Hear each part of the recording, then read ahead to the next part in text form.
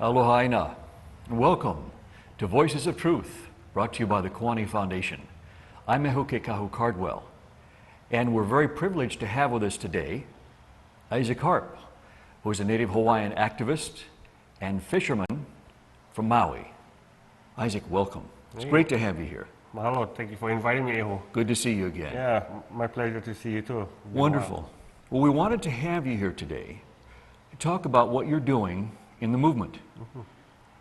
You know, so many people in the movement saw a piece that they said, this is something I want to do. This is something I want to malama. And we wanted to have you on the show today to find out what your piece is and what you're doing. So tell us a little bit about it. What are you doing on Maui? Okay. Well, my primary focus was on trying to protect the marine resources and things, because I saw a lot of Hawaiians already involved in the sovereignty movement and trying to protect the aina, the land, trying to protect our water resources and things. But I have had some successes in the marine environment, and I was getting a little bit frustrated that I haven't really seen that much forward momentum in the independence process. And I love my fishing. I was a commercial fisherman for a while until I got involved in this stuff, which is absorbed most of my time now. But I can't really go out there and fish and have a comfortable mind because of the situation we're in. I don't want my children or my grandchildren to continue under the suppression that we are now under the unlawful occupation of the United States.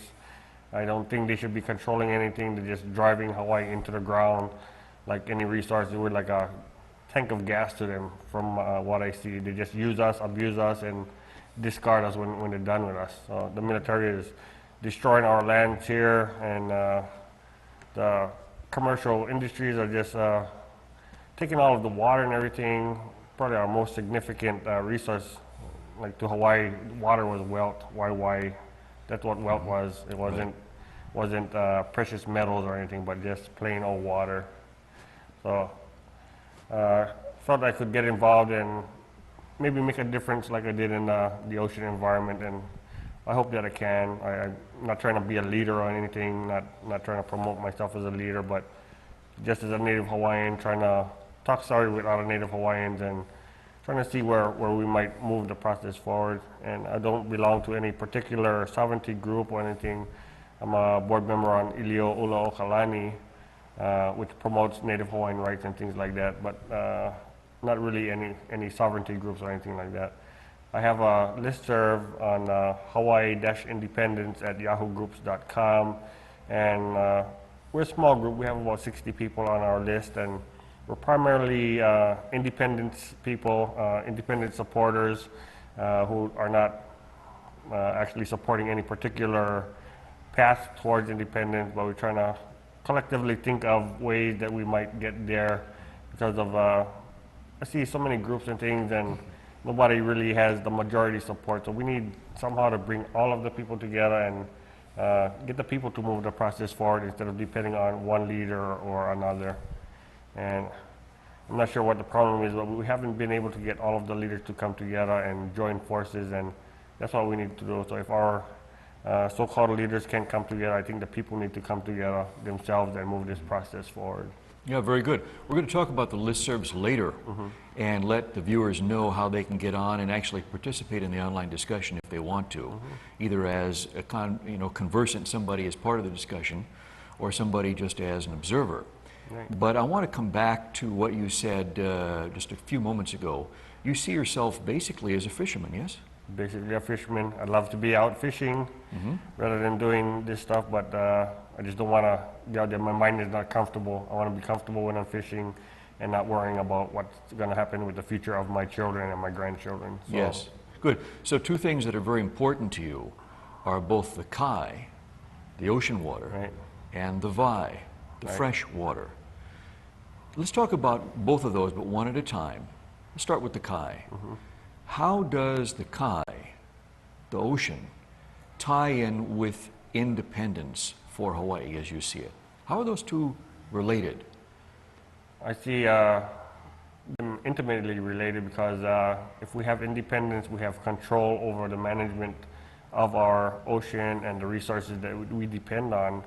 One of the situations that makes me really afraid for everybody here in Hawaii right now, not only Native Hawaiians, is the box that the United States has placed us in with this global economy. We depend on over 90% of our food sources from imports. And with all this so-called terrorism and everything going around now, if we get cut off from our imports, the people here are going to starve. We can't eat sugarcane or pineapple, which is the primary crops growing here in the islands now.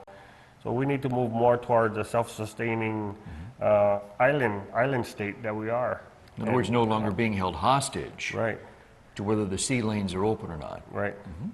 So, yeah, I really think we need to move away from central management of our ocean resources like they have now, managing all of the islands from one central office in Honolulu.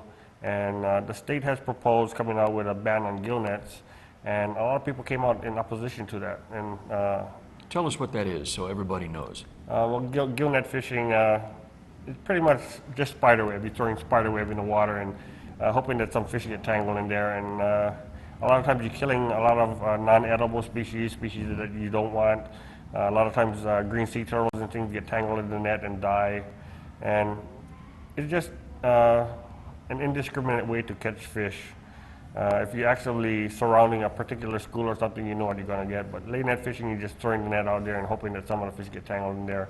It's like a grab bag. You don't know what you're going to get and what you're going to kill by doing that. And there's been miles and miles of net put out by some of the commercial guys. And we just got to stop that because they're killing too much of the resources. It's not a selective process, and we really need to move towards selective processes of extraction. And each island is a little bit different, and not only each island, but each island division. Some areas, maybe the manini, certain species go down in one area, but maybe adjacent areas might be more abundant. So we need to break the management back down into what the Hawaiians had, which was the tried and true wheel that could spin without going out of balance like how the state is now. It was managed by the people that live in the area, have intimate knowledge of the marine resources in the area. So that's why we need to bring more of a regional type management back and empower the people to take care of the resources that should be theirs. Yeah. Yeah, the Ahapuaha system. Right. Yeah. And that's the same thing I see with our nation. This is our nation. Yep. So we should be making the decisions about what goes on with our nation, not some country that came in here and forced themselves on us with the military by displacing our queen in 1893. I believe the United States should withdraw from Hawaii. They protect all these other countries' so-called democratic rights, but they come here on Hawaii and force themselves on us, which is contrary to what they supposedly stand for, democracy. Yes. You know, anybody who's lived in Hawaii for a number of years knows that you go in the ocean and you can see how fished out Hawaii has become. Right. I mean, 10 years ago it was bad and now it's even worse. But another aspect that you mentioned that is looking to be fished out or looking to be seized are those natural resources, those mineral, the wealth of mineral rights beneath the ocean surface and the ocean bed that a lot of people, a lot of entities who don't live in Hawaii are looking to get their hands on, yes? Yes, there's been a lot of talk of mining the ocean bottom, and they're looking at minerals like manganese nodules and things that are located on the bottom of the ocean. So they want to bring these big dredging machines, drop them down to the ocean bottom, and just grind up the ocean bottom and pump all that stuff up. And from what I understand, Governor Cayetano, when he was in office as governor of Hawaii, supposedly entered some kind of agreement with China, and Hawaii would serve as like a processing point. So we would be stuck with all of the waste from the process, which is called the spoils of that. Yeah. And there's been some studies by the University of Hawaii trying to figure out if they can use that waste product to make curly coal more curly than it is and things like that. And that will not only impact us here on the land, but also the ocean, because it creates clouds of sediment that could be poisonous to the fish. And some of the, I guess, more desirable fish here in Hawaii is like the aku, the tunas, skipjack tuna, and the yellowfin tuna. And those fish are migratory. They migrate all around the entire Pacific Ocean. And if they have clouds of sediment in the water columns and things like that, they could have some kind of impact on the migration through Hawaii then we might lose access to one of our primary ocean resources, which is the tuna. Certainly, yeah. Yeah. It sounds again like upsetting the balance and committing overkill, Yeah. which is what the Western culture, the interlopers, the occupiers here, do all over the world, anywhere they can, and try to get away with it. Yeah, I'm not sure why the United States lives in such a disposable manner, non-sustainable manner. The Hawaiians lived as part of nature, trying not to disrupt it because they knew that their life depended on nature. But the United States is in this unsustainable lifestyle that cannot continue. Now they're having wars in Iraq just to continue with their lifestyle of fossil fuel dependency. So we really need to move away from that. And in Hawaii, we're probably the best situated of any location in the world for alternative energies like sunlight and wind energy, ocean energy. Clean fuel. Yeah, clean, renewable fuel. But it's just that the fossil fuel industry is the largest contributor to these big political campaigns, president campaigns and things like that. So they're the biggest contributors. So the politicians kind of make decisions to favor them to continue this dependency on fossil fuels and not focusing so much on moving away from that dirty fuel. And I was in a little battle with the United States Department of Energy for a while. The use of this fossil fuel is releasing carbon dioxide into the atmosphere, which a lot of people believe causes global warming.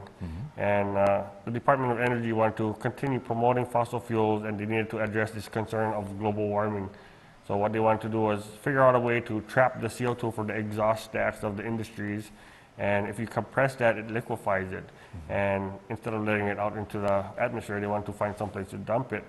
So they thought of dumping it into the ocean, which is the cheapest area they could think of dumping that stuff. And of all the area of the ocean that surrounds the United States, they chose Hawaii. And when we questioned them why they chose Hawaii, they said the water conditions are nice and everything, and it'll make good working conditions for them. And I don't think if they meant for it to slip out, but they said it's remote and not densely populated. So I guess in their mind we're expendable. But anyway, we used their laws, and we beat them, stopped them in state waters of Kona on the island of Hawaii, and they relocated their project to Kauai, Nawiliwili Harbor, outside of the 3-mile state boundary into federally controlled waters. And being a federal entity, I guess they thought they would have the upper hand being in federally controlled waters. But again, using their laws and international law of the sea, we're able to stop that again. And they relocated to Norway, and the Norwegian government had actually approved the dumping experiment to occur there. And we didn't know how to stop them there, but we knew we had to stop them somehow. But we got a hold of Greenpeace International, gave them all of the material and the laws and everything that we use here in Hawaii. And they invited government officials aboard their boat. I believe it's called a Rainbow Warrior or something like that.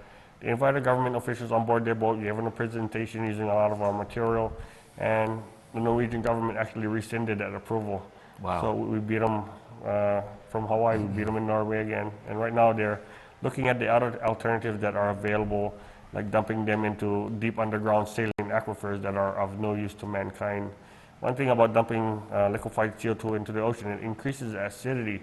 And on the Department of Energy's website, one of the main target locations for large-scale dumping was off Maine. And they have a 20-year time scale of the potential impact. And it showed that the highly acidic water would extend from Maine all the way down, halfway down the South American coast in 20 years, killing everything in its path. My goodness. And just crazy, just to promote the continued use of fossil fuels and, I guess, profit. Isaac, you're far more than just a fisherman, I got to tell you right now. You're quite an activist. Yeah. Talk to us about fresh water. You've talked about the ocean water. Let's talk about the VI now.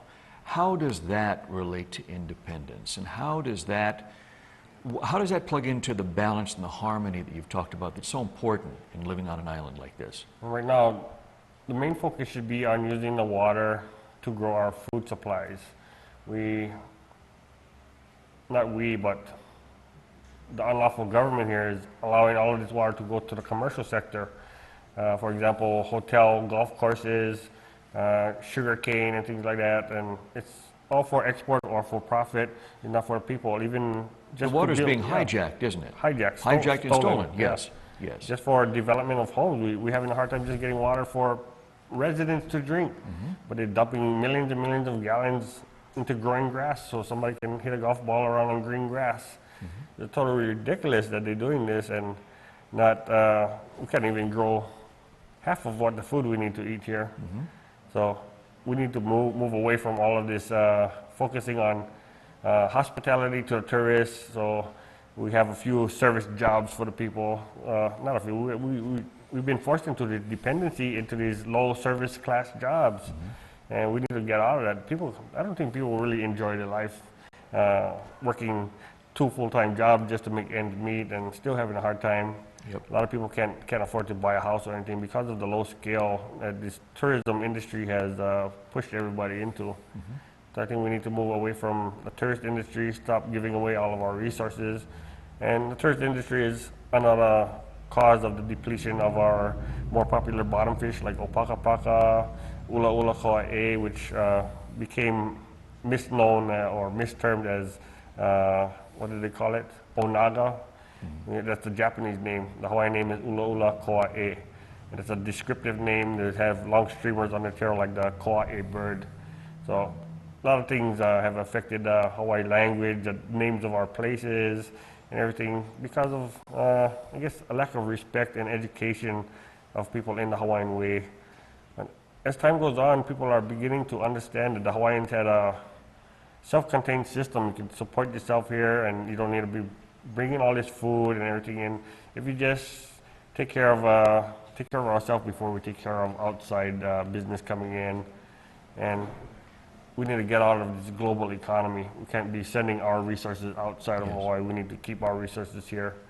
It just doesn't make sense to be exporting our resources and importing other people's resources. But just the exchange of fossil fuel and everything just to move this product around the world is crazy. And the fossil fuel supply is expected to be extinguished in the next 50 years, so we really need to move quickly into alternative energies and transportation sources and things. And some of the things I wanted to share there. Certainly the system of old, the Kanaka Maoli system of old, was self-sustaining, self-renewing. We talk so much today about getting the water back. And a lot of times people think, well, if one side has it, the other side doesn't. And if this side takes it away, then that side won't have it. Certainly there are ways to have it be win-win for everybody.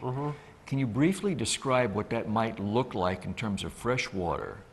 So there's enough water for the tourism industry, and yet there's enough water, sufficient water, to grow the native food for people who want to be on those diets and things like that. How might that look?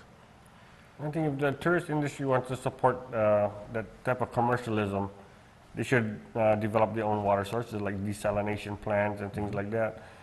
Been to St. Croix and the Virgin Islands with Uncle Louis Buzzy Agard, and we noticed there that they have very scarce water supplies. So the hotels, they have catchment systems, and they catch their own water and everything. So it's and right now, what are we doing with our rainwater? We're diverting them, trying to dump it in the ocean with all the silt and everything that comes off the land. We're not thinking about saving all this. This is a resource. We're throwing all this resource away along with the trash, the silt and everything for the land. And we shouldn't be developing resorts and things in the dry areas. That's stupid. It's crazy. You gotta send the water over there to the dry area just to make it green. If you're gonna develop anything, develop it in the green area, so you don't have to transfer the water. And like at Maui, we have a huge diversion of water from the East Maui area to Central Maui to feed the sugar cane. And it's not a very profitable business. It employs a few people, but it's not a major employer, but they get a majority of the water over there.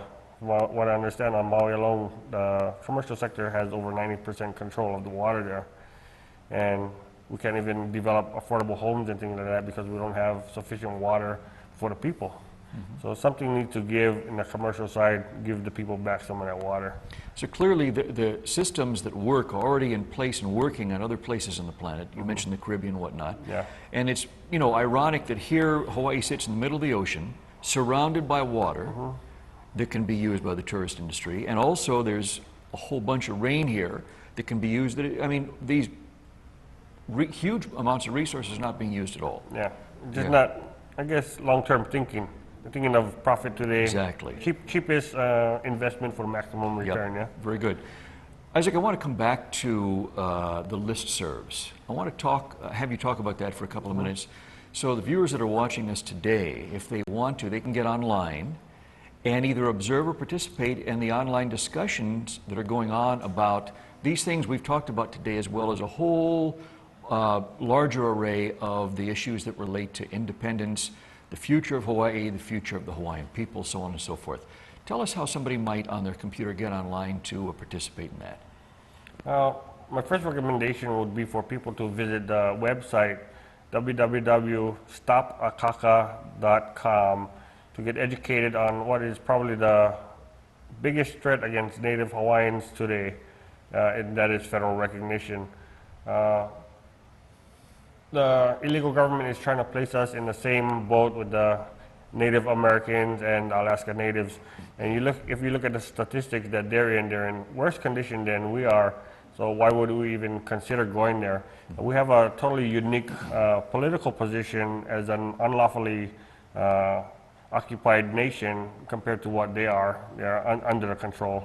Although it was their nation, the United States is actually unlawfully in North America. Sure. Yeah. Say the website one more time, please. That's www.stopakaka.com. Good. And And how about the listservs? How can people get on the listservs to participate? I have my own little listserv, and if you want to join that listserv, you can send me an email directly. I'm the moderator on that, and I can add you to the group. My email address is imua.hawai@verizon.net. That's imua.hawaii@verizon.net. Or you can go to our website and send me a request from there, which is hawaii-independence@yahoogroups.com. Say that one more time, please. hawaii-independence@yahoogroups.com. Good. And what are some of the issues that people might encounter when they get on this listserv, this discussion group? What might they see covered? Well, briefly? with our group, we're pretty diverse in our discussions. We talk about independence, we talk about the Iraq War, and we talk about water, about our ocean resources, about our future generations, trying to ensure that they have a better world than we have here today. So everybody's just working towards trying to improve the conditions for not only Native Hawaiians, but for everybody in Hawaii.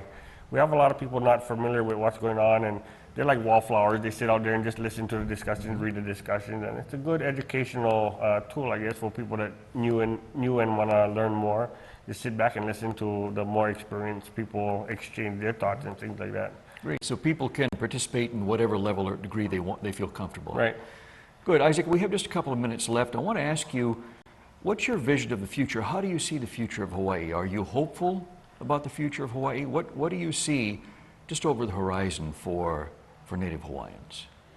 Just over the horizon, I do see us becoming an independent country again, as we should be. The United States apologized for the illegal activity they did here in Hawaii, and they apologized during the 100-year anniversary of their illegal activity in 1993. And we need a little bit more than just an apology. You know, if you damage somebody's vehicle or something, you don't just say sorry and you walk away.